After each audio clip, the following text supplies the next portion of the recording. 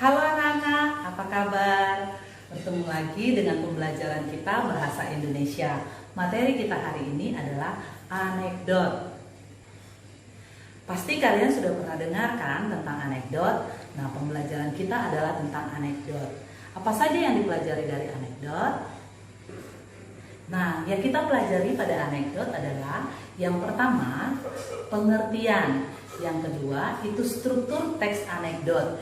Yang keempat, yang ketiga kita belajar tentang ciri teks anekdot. Yang keempat adalah kaidah teks anekdot. Baiklah anak-anak, sekarang kita masuk dalam pengertian teks anekdot. Apa itu pengertian teks anekdot? Cerita singkat yang menarik dan karena lucu, mengesankan, biasanya mengenai orang penting atau terkenal berdasarkan kejadian yang sebenarnya.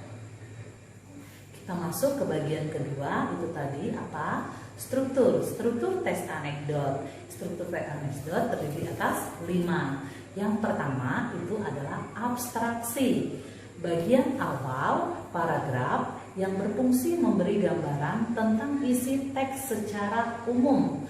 Bagian kedua, orientasi. Bagian yang menunjukkan awal kejadian cerita atau latar belakang bagaimana peristiwa terjadi.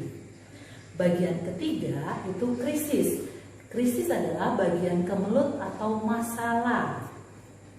Sekarang kita masuk pada bagian yang keempat. Apa? Bagian reaksi. Bagian yang menunjukkan adanya reaksi untuk menyelesaikan kemelut atau masalah.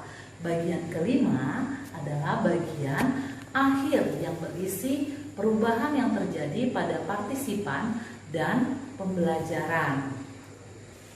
Baiklah anak-anak, itu tadi mengenai struktur anekdot. Ada 5. Nah, sekarang kita masuk ke ciri-ciri teks anekdot. Apa saja ciri-cirinya? Yang pertama, hampir menyerupai dongeng. Yang kedua, partisipan biasanya orang terkenal atau penting. Yang ketiga, bersifat humor, menyindir, lelucon yang realistis atau kita tidak berkait agak kasar. Yang keempat, memiliki tujuan tertentu. Kaidah teks anekdot itu ada 7 poin. Nah, itu 1, diawali dengan abstraksi dan diakhiri dengan koda. 2, menggunakan konjuksi untuk menyatakan. 3, menggunakan pertanyaan retoris yang tidak perlu jawaban. Yang keempat, itu menggunakan kata keterangan waktu lampau.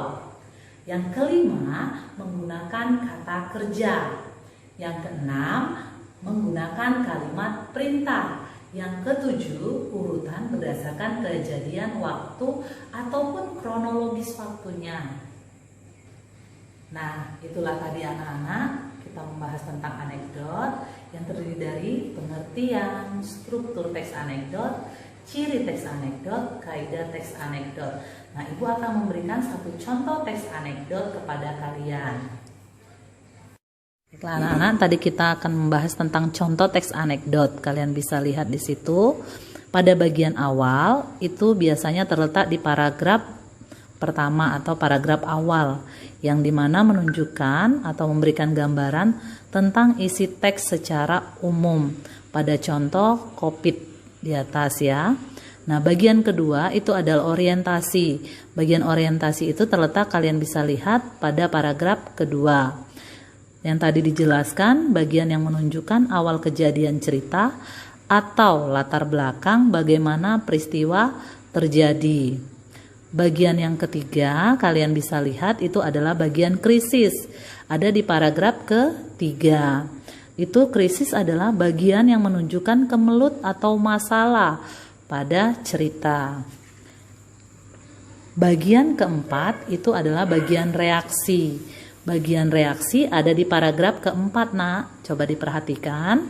Bagian yang menunjukkan adanya reaksi untuk menyelesaikan kemelut atau masalah.